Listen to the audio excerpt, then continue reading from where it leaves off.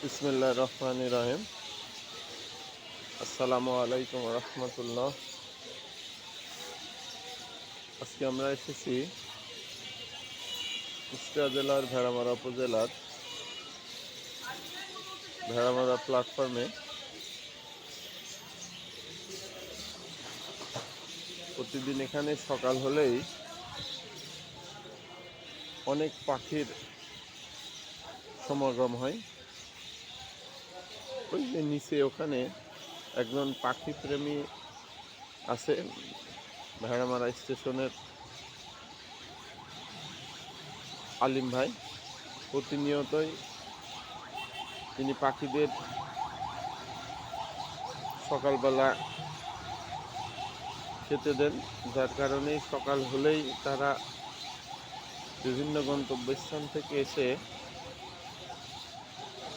এখানে উপস্থিত হন